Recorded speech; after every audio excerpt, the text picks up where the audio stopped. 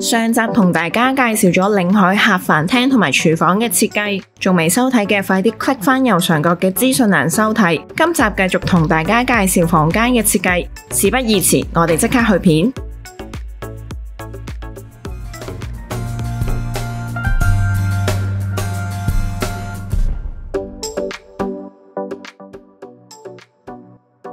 頭房裏邊有窗台嘅關係，會令到房間嘅可用空間減少。設計團隊將睡眠區域升高，令到地面可用活動空間增大。而窗台嘅位置就以騎窗台嘅形式打造咗一個5尺乘3尺嘅書台，令到房間嘅實用性增高。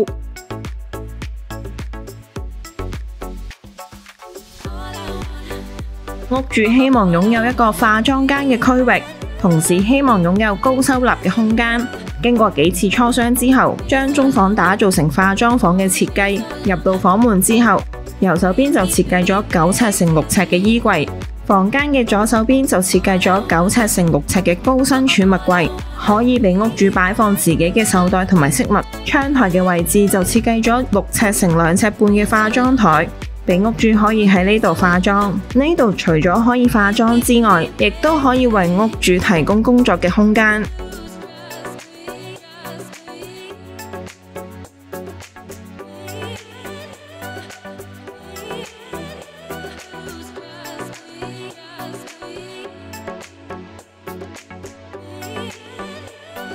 屋主有大量衣物需要收納嘅關係，所以喺主人房就以地台覆蓋，而地台可以為屋主度身訂造每格嘅尺寸，務求令到屋主每格都可以用盡。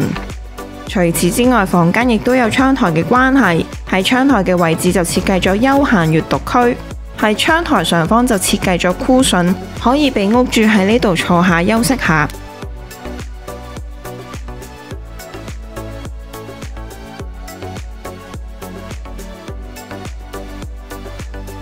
今集講到呢度，鍾意呢條片嘅就俾個 like我哋下條片再見，拜拜。